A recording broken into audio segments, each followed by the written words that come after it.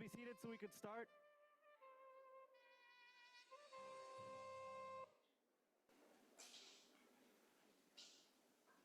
Thank you.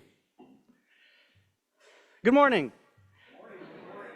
As the senior bureau official in the Bureau of Personnel, it is my honor to welcome you, especially our retirees, back home into this building. Thanks for being here.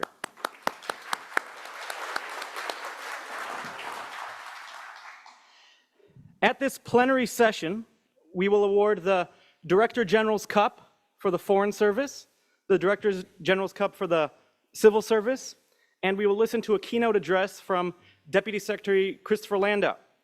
And, as I'm sure you all know from your direct experience, it's not entirely predictable what time World Affairs will allow the Deputy Secretary to come down and join us. So I thank you in advance for your patience with the program, and I look forward to, celebrating Foreign Affairs Day together with you.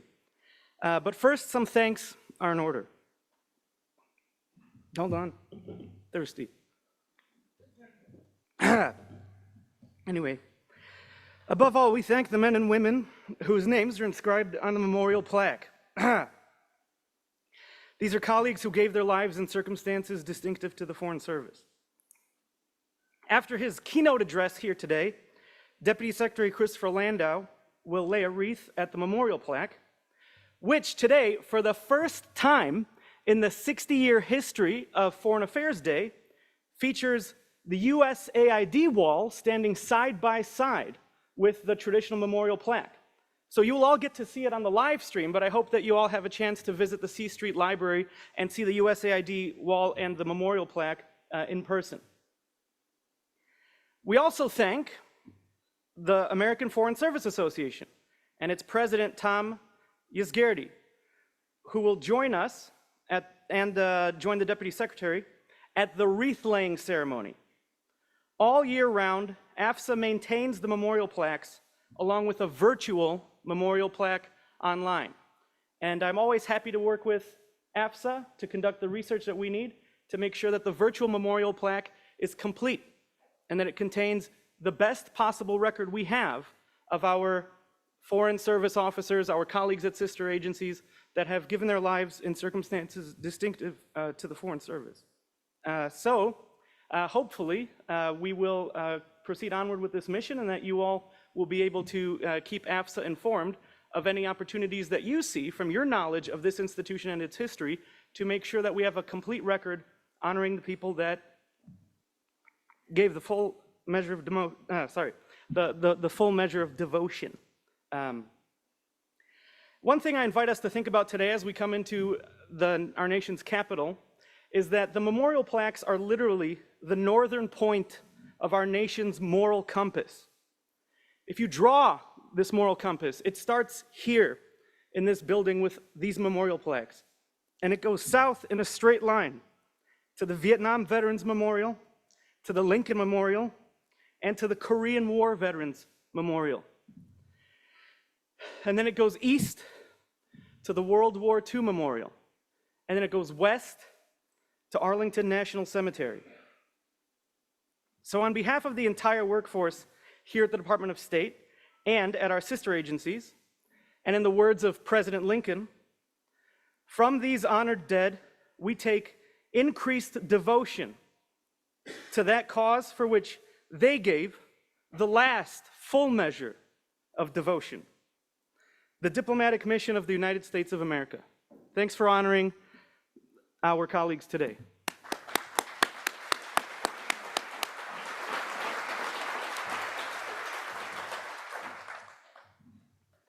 And now for the awards. The Director General's Cup has the following criteria. The criteria are that a recipient must be of the contemporary generation of career retired employees. So whereas our memorial plaques go back hundreds of years, our Director General's Cup is awarding just the most recent crop of retirees. We select in consultation with a number of civil service employees that are still in the building today and foreign service employees that are still in the building today, who is most worthy of this honor. But as we all know, there are far more people whose hard work and wonderful results deserve an award than there are awards to give. So notwithstanding that today we're honoring two singular individuals, I also invite everybody here to think about and share with your colleagues about others who you think deserve their moment in the sun as well. The criteria are that the employee shall have had a long period of service that has been professionally and expertly performed in a single or a variety of assignments, be known among colleagues for interest in and contribution to the preservation and promotion of professionalism in the civil or the foreign service, and be engaged after retirement in activities that have a public service, cultural, educational, literary, social, scientific, political, public affairs, or international content. Wow, so as you can see with the criteria this broad, it is guaranteed that we are going to have more qualified award recipients out there than we are able to honor today. But nonetheless, I have no reservation at all that these two individuals are truly the most excellent examples that I could find. The first award recipient is for the Director General's Civil Service Cup, and that goes to Kenneth Rogers.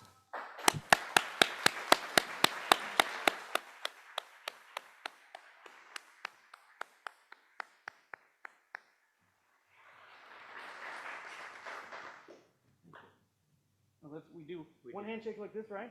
Yeah. And then we receive the award for you.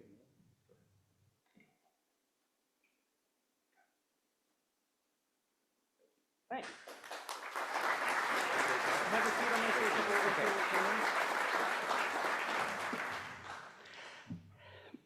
I have about 2 minutes to introduce Ken. If I told you what he did professionally, then I'd use up even more time than I'm permitted. So instead, I will just give you some of the direct quotes that we received from Ken's colleagues about his impact at the department. And by the way, this required a lot of translation from department speak to English. For instance, DT, IRM, NDU, CIC, CIO, all these terms I've tried to break down and make understandable to people who aren't even members of this community as we are. So, I first met Ken in 1992. He was a contractor. But before long, he was hired by the department as a civil servant.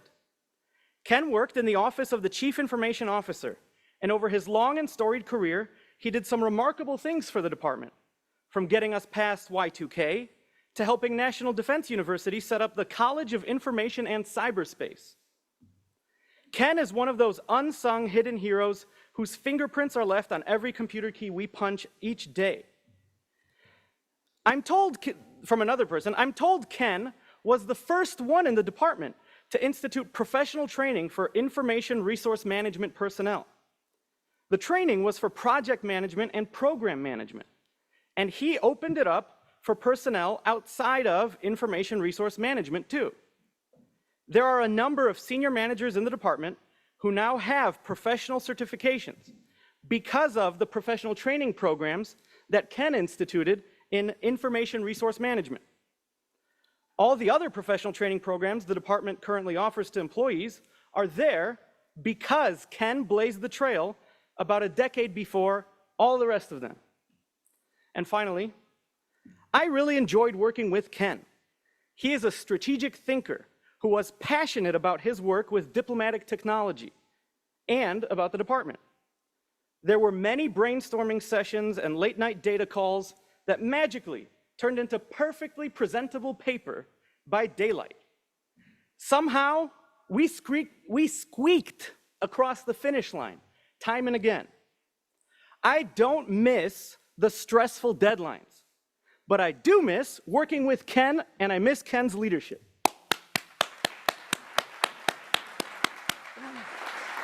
Thank you. I did all that? Thank you so much for this recognition and award. I have to say that such an award comes from the many talented leaders, peers, and staff who worked tirelessly alongside of me. It was a partnership throughout my career. One of the challenges that I faced in coming to state, I came here from the early days of Homeland Security, the youngest organization in the federal government, to the oldest agency in the federal government. And the kind of change that was happening there, and of course in the diplomatic technology field, that is constantly fraught with ongoing, continuous change and modernization and iteration. I came to an organization here that may consider change every decade, but definitely not every 2 years. So it was a clash of cultures coming from an IT background and trying to introduce modern technology to an organization and iterate that and keep it alive and fresh. One of the traditions of State Department that I've always valued is when Foreign Service officers go off to a post. In most cases, they spend a bit of time at Foreign Service Institute, and they get language training to be able to learn to speak the language of the people that they're serving. I would contend that we live in a new day and age, that every Foreign Service officer needs to learn to speak the language of digital. It has permeated our culture, it has permeated every sector, and we need to understand the power, the agency, and the effect of digital transformation in organizations around the globe.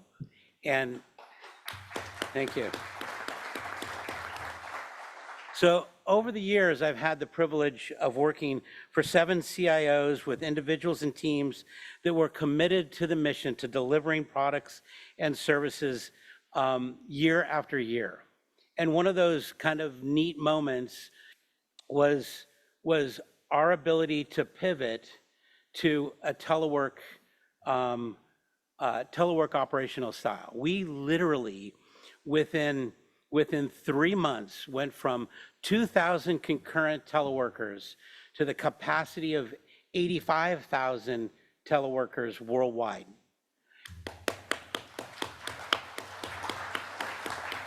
And that doesn't just give us the opportunity for telework. It allows us to communicate anywhere, anytime, to be connected to the mission that we're here to deliver.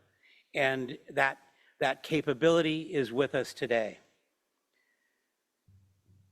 You know, the State Department is filled. I had the opportunity to spend a couple years on an assignment at the National Defense University to stand up the College of Information and Cyberspace, teach courses there, create a permanent vice chancellor position that we now have someone sitting in over there.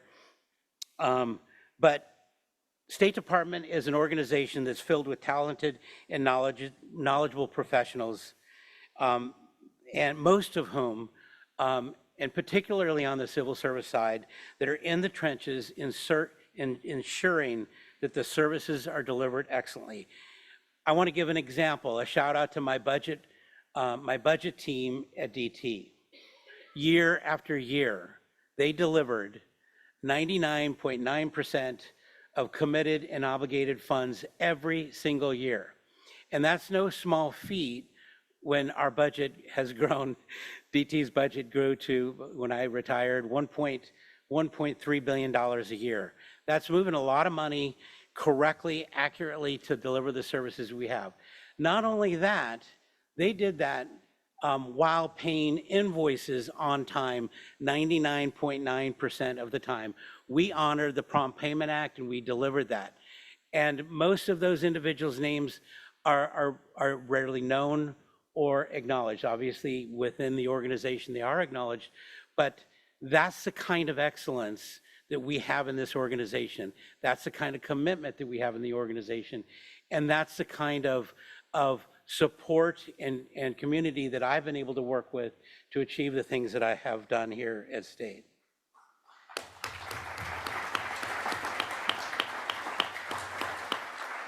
So as I mentioned, State Department is cautious when it comes to change. Maybe not today, but you know, but so as I came in gung-ho, ready to move in this technology and that and make this change and that change, I realized I better figure out how to operate in this organization. And there were a number of leaders that came alongside of me that helped me to succeed. And I want to just mention a few. Obviously, don't have the time to go through the whole list, but there are a few that I want to mention. Doug Pitkin, his strategic planning and performance and budget team has evolved over the years, and we've been in the trenches more times than I care to remember in order to build a defensible budget for IT to make sure the department had the technology it needed to execute the mission. And I am very grateful for him and his team. I also, when I first started here at State Department, my first CIO was Susan Swart. Susan Swart was a courageous leader. She took the risks necessary to introduce game-changing organization and procurement strategies that helped IRM move with the times and get the industry partnerships that we needed here to do the work that we have done. I also want to mention Karen Mumau. Karen Mumau, I worked for her as a deputy CIO and then as an interim CIO. A talented individual who is tenaciously mission focused. She is not in it for her. She has always been in it for the mission, always putting the mission first. And she also always held me to high expectations, but trusted me and my team to deliver on those high expectations. And I appreciate her leadership in walking through that. Finally, I want to mention Al Bowden. He's our current Deputy CIO for cybersecurity. He's the guy that constantly strives to get to yes securely. A very difficult task in these day and age. But Al is a friend and a professional whose advice kept me grounded in the good times and the challenging times. We have had late nights where he would pull me aside or he'd come into my office and he would walk me through, Ken, come on, legs back down on the ground. And I really appreciate that professional advice and guidance. I could go on, but unfortunately time doesn't permit. As I said before, the department is filled with extraordinary professionals, exceptional talent, and those that are committed to this absolutely essential mission, and view it as second to none, making it a privilege for me to serve here. And with that said, I thank you for this award and recognition. Stay up here, and then we'll make sure you get a photo of the deputy secretary.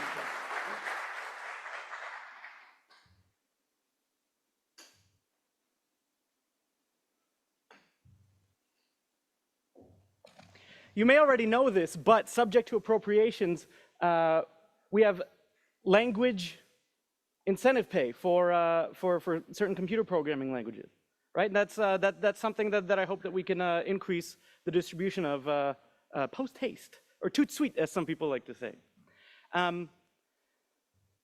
related comment, those individuals that you highlighted, I personally work with a number of them. I concur with your assessments. I highly encourage you to stay in touch with these colleagues, just like the rest of us should be staying in touch with each other continuously, so that when the day comes that they retire, you'll be able to recommend them to a future director general for future consideration of this exact prize. So thank you really for naming and crediting those people. I really appreciate that.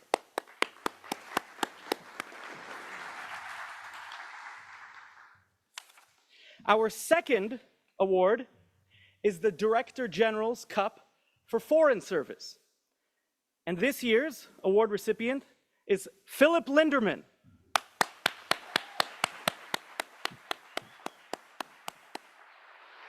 I will say a few words about Phil, and then he'll come up and receive the award. Philip Linderman served overseas in Belgium, Mexico, Ecuador, Germany, Cuba, Chile, and Trinidad. And he also represented the United States of America to international organizations, including the Organization of American States and the European Union. But I think the best authority for describing Phil's work is Secretary Rubio himself. And what he said on February 21st was that securing America's borders and protecting its citizens from external threats is the first priority foreign affairs function of the United States. And this first priority, foreign affairs function, is exactly the nonprofit work that Phil has most distinguished himself in performing. So let me share with you two examples. First, Mr. Linderman is a board member and fellow at the Center for Immigration Studies, which provides immigration policymakers, the academic community, news media, and concerned citizens with reliable information about the social, economic, environmental, security, and fiscal consequences of legal and illegal immigration into the United States. The center is animated by a unique pro-immigrant, low-immigration vision, which seeks fewer immigrants, but a warmer welcome for those admitted.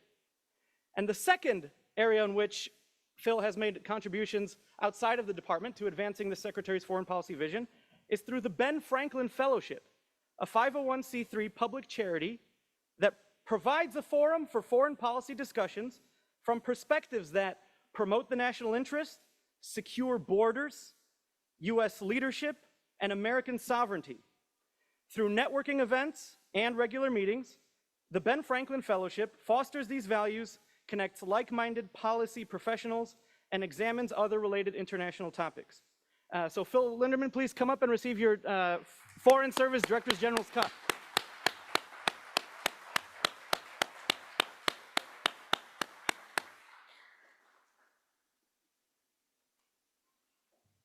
Can we get a photo with our State Magazine expert, Luis? Oh, shaking. There you go. Thank you.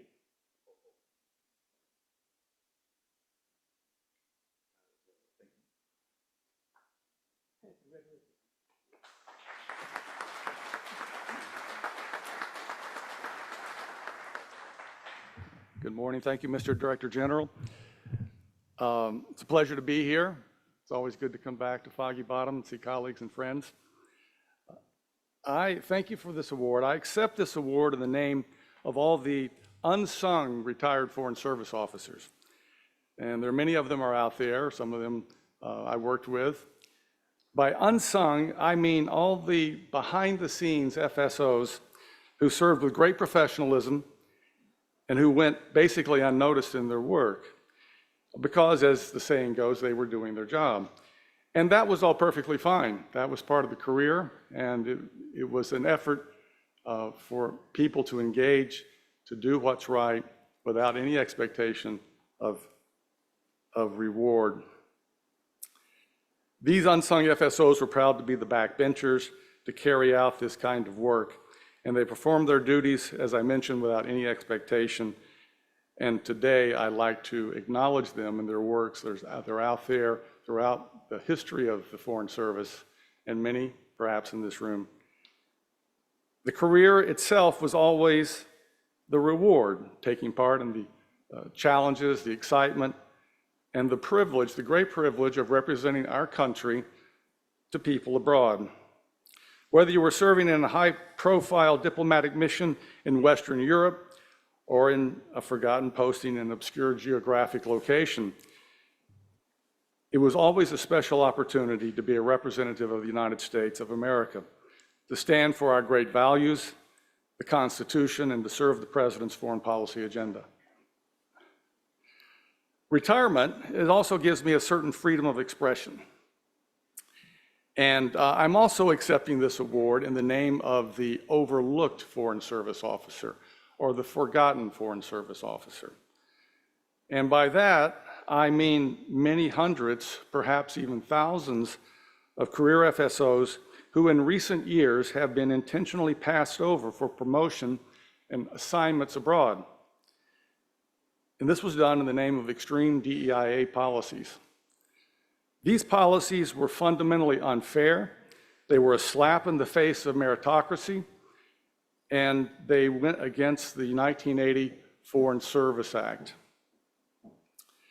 At the time, nobody represented these FSOs, and that was one of the reasons Mr. Orlowski made reference to the fact that we established an organization called the Ben Franklin Fellowship. It's a nonpartisan group. It's a network of like-minded state employees, both civil service and foreign service. And we believe in a common sense foreign policy that promotes the national interest, that defends American sovereignty, and protects America's borders. And we also believe in a diplomatic corps based on meritocracy.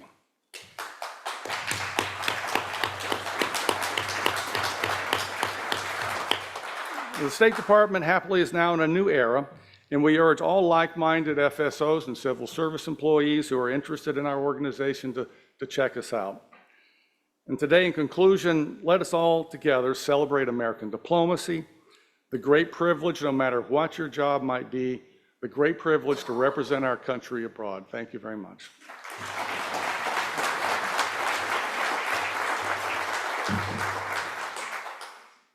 Before I introduce our keynote speaker, I'd like to thank you for noting the unsung heroes, and I'd like to suggest 2 ways in which we can honor unsung heroes.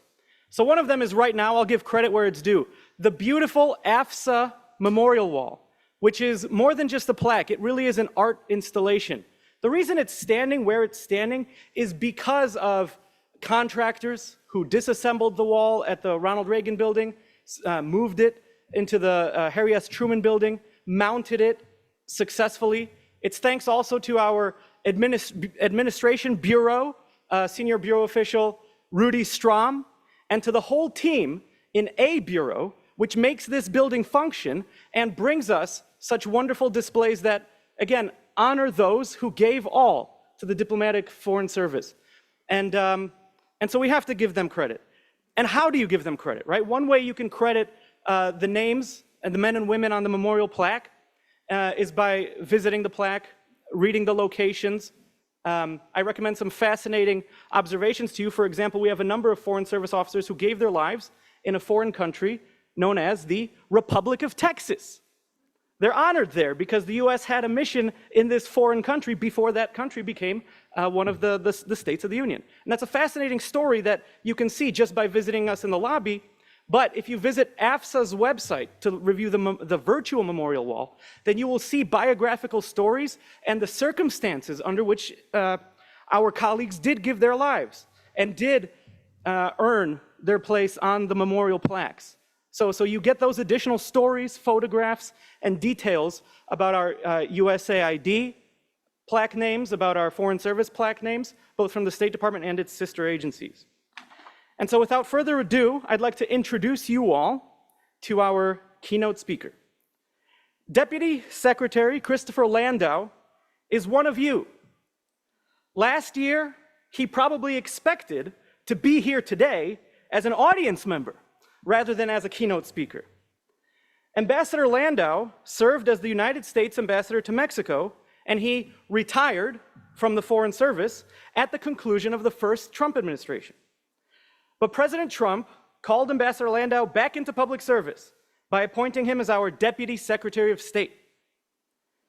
Yet today would be a homecoming for Deputy Secretary Landau, even without his diplomatic career, because Christopher Landau was born as an EFM in the Foreign Service. Chris's father, George Landau, was the United States ambassador to Paraguay, Chile, and Venezuela.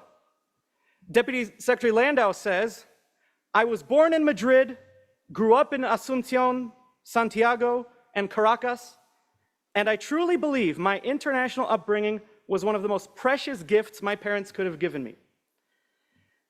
And on March 25th, on the Deputy Secretary's first day back at the State Department, he said, "My recent tenure as ambassador to Mexico was the best job I've ever had.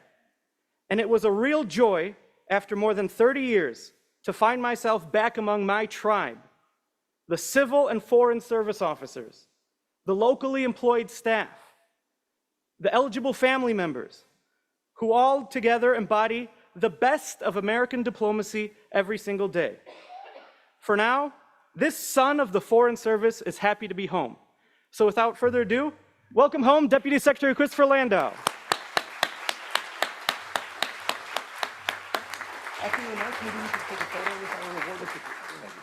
Thank you. Wow, thank you for that introduction, and this is actually very emotional for me to be here speaking to all of you. I see some friends out here in the crowd. I see folks, I'm sure, who knew my dad. So it is true that I do feel like this is a homecoming of sorts for me. I used to run down these hallways on Saturday mornings when my dad would come into work. They haven't changed at all, the same, bright floors and the white fluorescent lights. It's a little bit like an out-of-body experience. It's also a little bit scary for me to realize that I am older than Foreign Service Day, which is celebrating 60 years today. So I guess I'm getting up there, but it's interesting. I guess I grew up a McCoy, and now I come back a Hatfield as a Foreign Service kid, and now I'm here as a political appointee. I like to think I try to bridge those two tribes, and I like to think that the differences between those tribes are not irreconcilable. Frankly, it's very sad to me to see that we're in a day and age when at a commemorative event like this, tensions rise to the point when people are storming out of the room. That hurts me. I want to try to recognize the value of the Foreign Service, to honor and respect the Foreign Service, because for me, the Foreign Service is part of my own origin story. Again, as you know, I come from the Foreign Service. My family has basically had a place on the map because of the Foreign Service. My father was an immigrant, as those of you who knew him knew he spoke English with an accent. He wouldn't have found a place in this country had he not been received with open arms by the Foreign Service and promoted by people like Ambassador Bob Woodward, who took a young Foreign Service officer at that time who hadn't gone to college, spoke English with an accent, and recognized this is a person of merit and hard work who really believed in the values of this country and promoted him. And so I feel very, very grateful to the Foreign Service. And I want you to know that I am your friend. And again, I hope we can get through these challenging times with that attitude of mutual respect and openness that all of us are trained to do as diplomats, right? I mean, you recognize sometimes you have differences with other people, and we learn to make our positions understood respectfully, and the respect is a two-way street, right? And so I hope we can tone down and cool some of the tempers. I know they run high on both sides, and again, I respect the views of the professional Foreign Service, and I think if people have strong views about what is going on, I think it's fine to bring those out. I certainly am committed to listening respectfully to that, and hopefully working towards ways that we can work together to improve the Foreign Service and make it more effective. One of the things was very interesting for me serving as ambassador to Mexico recently, and really bringing my life full circle, having grown up in the Foreign Service and knowing the ways, this was back in the 70s and 80s, and then coming back 30 years later and seeing the Foreign Service again.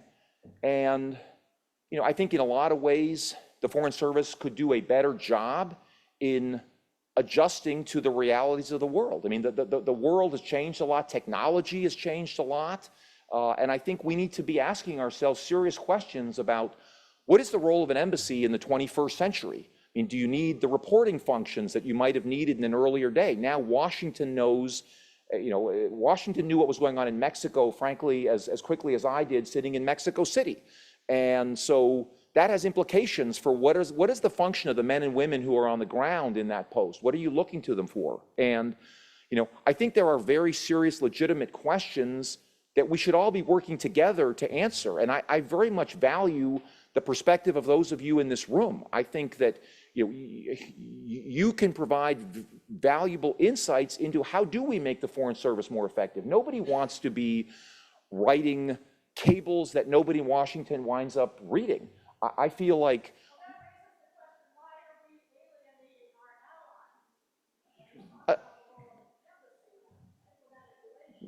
ma'am, I respect your point of view, and again, I think There are substantive policy questions. Obviously, the president is obviously setting the tone of foreign policy for the United States.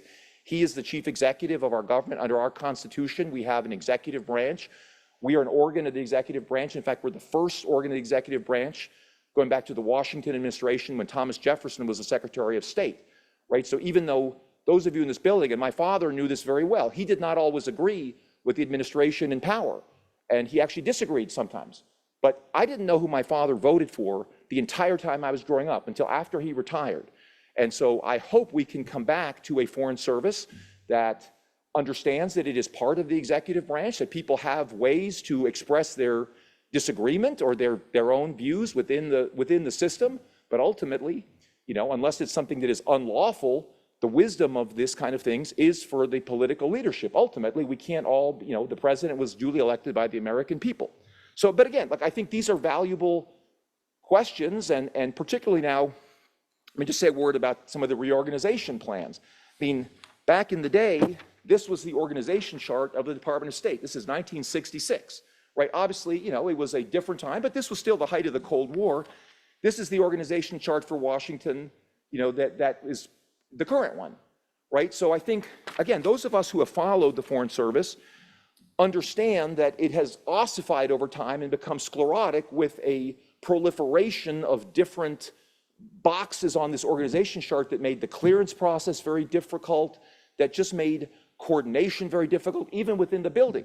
I don't think we're going back to this, but I do think there are ways to streamline and improve this so that it works better and is more effective and actually means that foreign service officers can have a meaningful voice in actually being relevant in the formulation of U.S. foreign policy.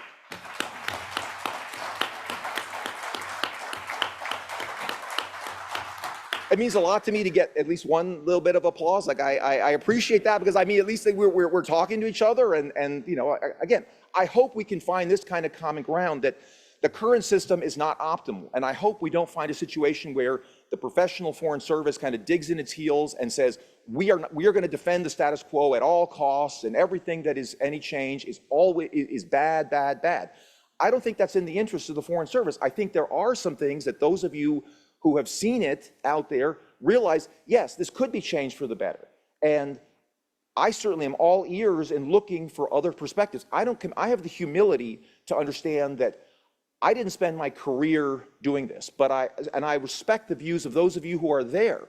But I want, a place where the men and women who are out there, if you're going to a meeting in a foreign country, the leader, that you have views, let's have a system where these get reported up, that valuable information gets reported, that foreign service officers get recognized for the contributions. I think now it just seems like we're kind of on hamster wheels, where people are doing things and it doesn't actually lead to anything. So let's try to figure out a way, and I'm reaching out my hand in friendship and cooperation. It's really up to, I think, the Foreign Service more generally to decide whether they want to accept that hand. And I just can tell you, as a human being, I am very interested in the views of the Foreign Service. Again, I have enormous respect for the Foreign Service. I wouldn't be here but for the Foreign Service. So I guess, this is just a way of saying that I look forward, to continued discussion with each of you. I thank each of you for what you have done for our country, and I hope we can build a relationship of mutual respect and hopefully friendship, because we ultimately. Oh, well, again, the president has decided USAID. When I was growing up, USAID started in the 1960s, 1961 to be exact, as an instrument to advance U.S. national policy interests at the height of the Cold War. And the policies were very much aligned. The view was that some countries are so severely underdeveloped that they were ripe for communism and takeovers by elements that are hostile to the U.S. So when I was growing up in Paraguay in the mid-70s, more than half our mission was USAID. Most of my friends at the American School of Asuncion had parents working for USAID. I believe in that development mission. Listen, you may not want to listen. That's fine. Again, I'm just giving you my perspective. You asked a question, I'm trying to give you a respectful answer. And so, the problem is, I think, USAID got separated from the State Department in terms of alignment with U.S. interests, and particularly in the last few years, The mission, what USAID was funding, is far from the international development, the kind of things they were funding back in the 70s, basic development initiatives. They started to get into all kinds of things that deviated from the mission. Now the idea is that USAID is within the State Department. So the point is, USAID, anything we're doing for promoting, using our soft power around the world, promoting these projects, should be coordinated with foreign policy. I would think as the State Department, we would recognize the value of having that. We can all discuss individual programs, but I think the idea of having USAID as part of the State Department, I don't think should be all that controversial. Again, so anyway, that's my answer on USAID. Look, let's talk about these things. Again, I value that. I am here today, to try to extend a respectful hand. If you don't want to accept it, that's your prerogative. It's a free country. But again, this is Foreign Service Day.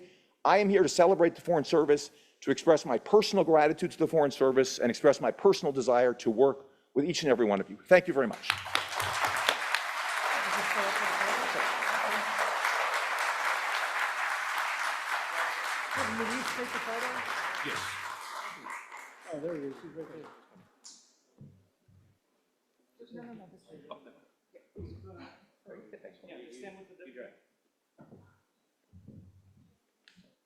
You tell us where to stand, sir.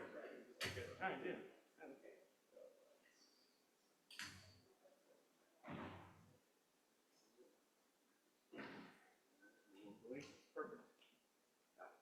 Thank you. Thank you.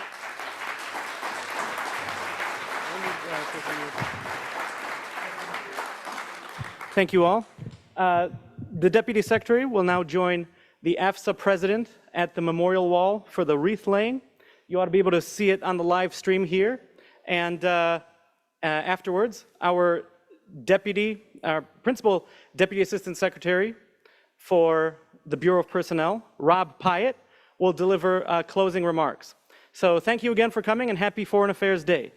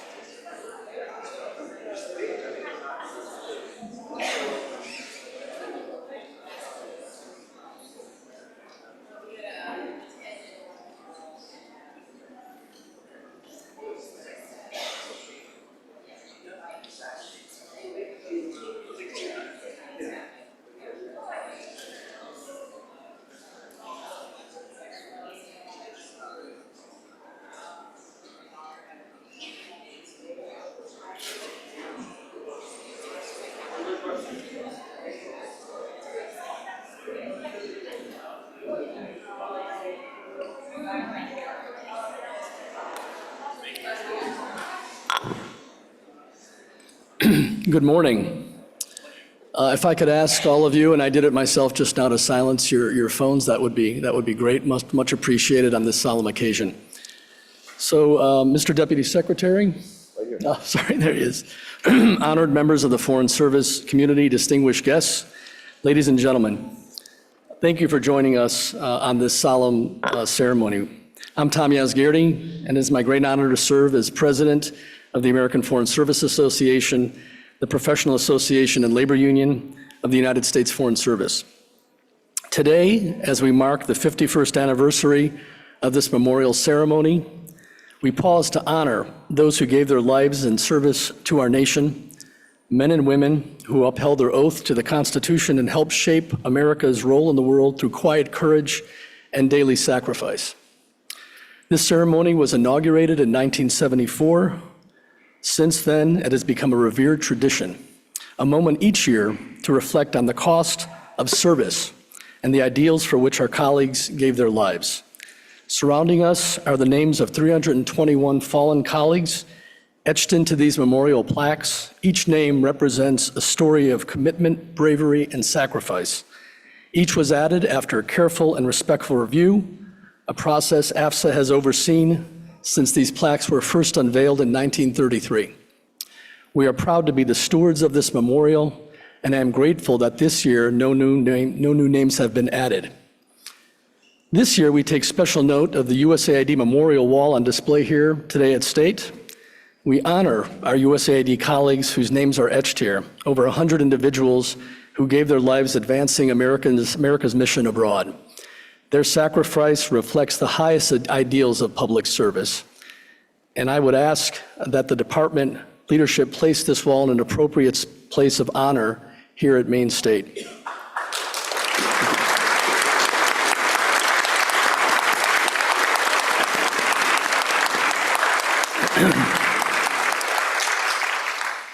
Thank you. So we are gathered here today at a time of upheaval for the Foreign Service. Two of our AFSA member agencies, USAID and the Agency for Global Media, have been effectively dismantled. Lives and livelihoods have been disrupted, and great expertise has been lost. Across the service, our members are concerned about what the Foreign Service will look like in the coming months. So this moment calls for reflection, not only on the lives of those we honor today, but on the values they espoused. The Foreign Service is built on the principle of nonpartisan professional service to our nation. We serve every administration, regardless of political party, with that principle foremost in mind. And that principle is not abstract, it is real, and it must be preserved. As we remember the fallen, we must recommit ourselves to protecting the integrity of the service they loved and we love, and to ensure that future generations of diplomats can serve with dignity and honor. Thank you.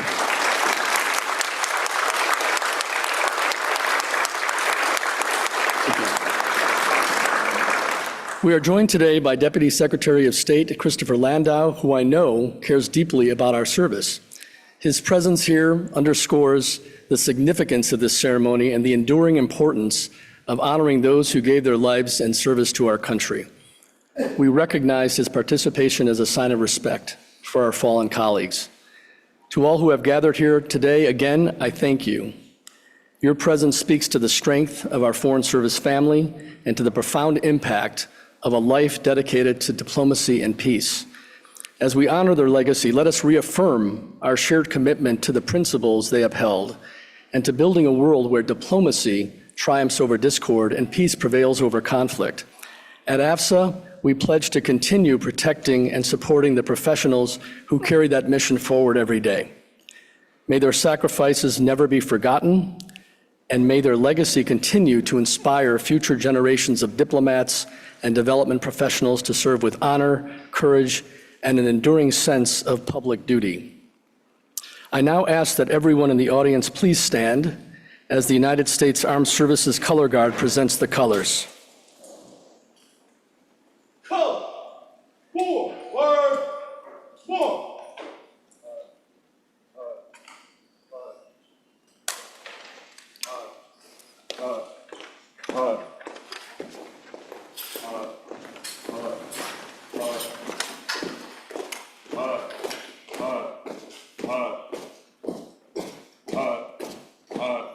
Colors, halt! Thank you. Please join me and our colleagues in U.S. embassies and consulates around the world as we observe a moment of silence followed by our national anthem.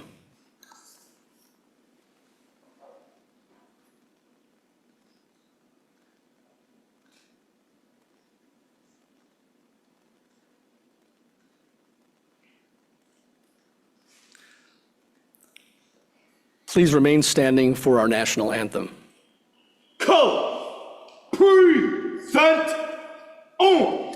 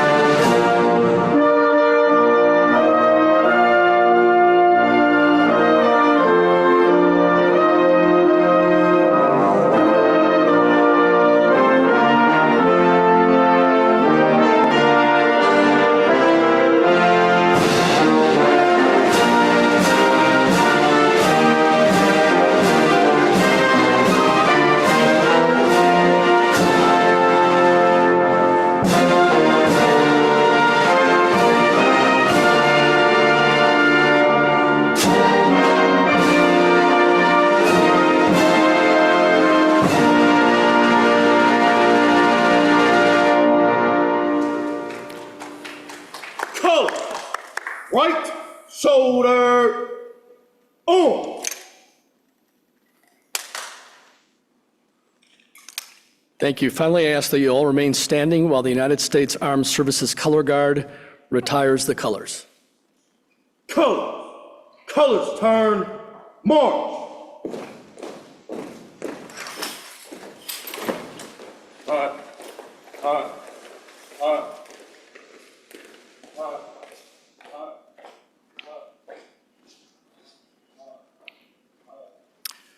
Thank you. Please be seated. I now invite Deputy Secretary of State Landau to the podium.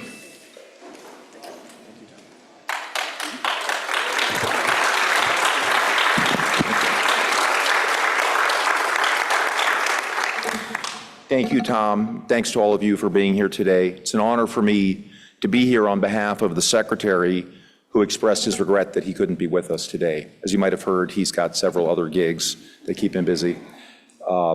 But I consider it a real privilege and honor to be participating in the 60th Annual Foreign Affairs Day, in particular in this very space that I consider hallowed ground for our organization. Because today is a day, and this is a particularly appropriate place to pay our deepest respects to those who've died in service to our country. I used to come into this building, as I just mentioned a moment ago, starting in the late 1960s when my father was the country director for Spain and Portugal for 6 years, from 1966 to 1972.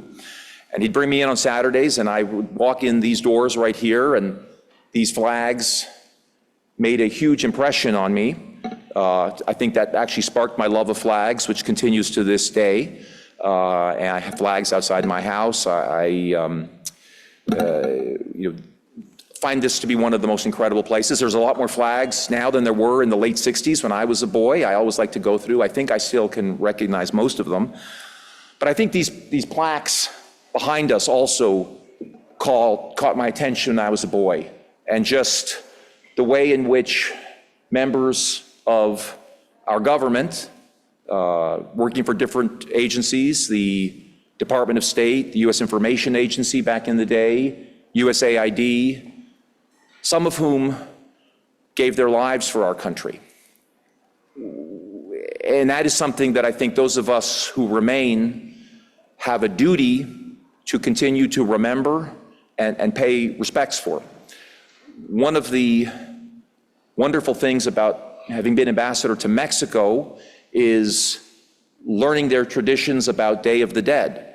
And in Mexico, they say that you are not really gone as long as someone actually still remembers you. And I think it is fitting and appropriate that those of us who work in this building and who are loved ones of those who work in this building continue to recognize that we are all part of one family, and that we remember these names who are on these walls. They're not just names, they are human beings who had families, loved ones. Some of you may be the families and loved ones. I remember very vividly when we were living in Paraguay in 1973, and Ambassador Cleo Noel in Khartoum, Sudan, was assassinated. And that made a very big impression on me as a boy, thinking that, wow, that could happen to my father. And, I think I just had an understanding, as I'm sure those of you who've been out in the field know, that you do take risks in the service of your country. And those risks are very real. These are not people that are, again, just abstract things. They're people that those of us who are here in this audience worked with or loved or both. And again, I feel like this is one of the most solemn but important aspects of my job, to pay tribute to those names that are on this wall. When I came back in this job recently, I was somewhat surprised that these are the plaques I remember in the middle with the kind of faded writing. I didn't understand why there were so many new names. And I gather that AFSA actually hired an archivist who kind of dug deeper into the records and found more people who had given their life for our country, some of them going back to the 19th century. And again, I think that is fitting and appropriate that we make sure to honor everyone. So again, I think this is just one of the most important things that we do, and I feel a sense of reverence every time I walk by these plaques. It's something that, you really never get used to just walking by, because every time I remember that these are the men and women who have really paid the ultimate sacrifice. Today, we are here to bring in to the State Department the USAID people who've given their lives, these more names, people who deserve our respect and our thanks for their sacrifice for our country. And I think it's fitting that they're here alongside their State Department and USAID colleagues, because we all work together in foreign missions. Again, when I was growing up in Asunción in the 70s, I'd say about half the mission was USAID. And many of my closest friends that I grew up with, their parents worked for USAID. So I think that is a mission that we respect, and we brought many great things for our country. And again, I just want to recognize the sacrifice, the commitment, and the professionalism of this work on behalf of the American people. And again, I realize today many of you who are here served with people whose names may be here, and I just think it's very appropriate to recognize them. Let me just take one moment to recognize the people who will never make it to this wall. Our local staff, contractors, and family members. Again, anybody who's worked in an embassy recognizes the importance of the locally employed staff, who really do form the backbone or the institutional memory of our missions abroad. And I certainly hold them in extremely high regard, and I'm sure I'm seeing some nods here that many of you in the audience agree with me on that. So again, we are all part of the same family, and again, I think this is kind of a time for a family to come together at this particular ceremony to render tribute to fallen members of our family. Fortunately, I'm told that no new names will be added to these wall plaques, to the State Department wall plaques this year, but unfortunately, 3 colleagues will be added to this USAID memorial wall in the near future. And let me just assure you, Tom, I will make sure with every breath in my body that this plaque gets put in a place of honor and distinction in this State Department building. We will look to, it's obviously large, but we will make sure that happens.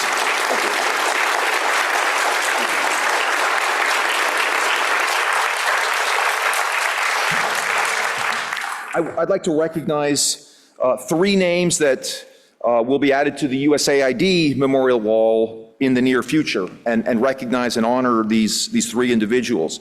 First is Michael Dempsey, a USAID Senior Field Program Officer who was aged 33, and he is survived by his parents and sister. There's Jacob Tukey, I see a sign for him right here, God bless you, age 50, who served as a democracy and governance officer in the West Bank Gaza mission and had been with USAID for 24 years. He is survived by his mother, 2 daughters, and many family members, some of whom I suspect are here today. Oh, no, anyway, we're remembering him again. God bless Jacob. And third, Edward Wynant, a USAID Foreign Service engineering officer, age 54, who is survived by a wife and a young daughter. So at this time, we will lay a wreath at this memorial wall as a tribute to these fallen colleagues, but also to all of these fallen colleagues. By this act, we will honor the sacrifices and names on the wall and remember everyone who dedicated even a part of their lives to this important service to the American people.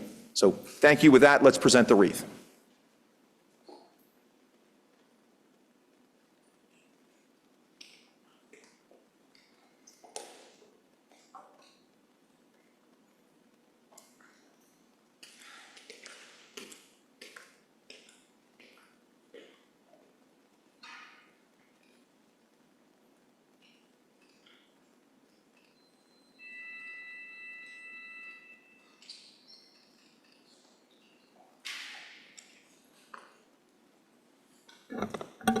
Thank you very much.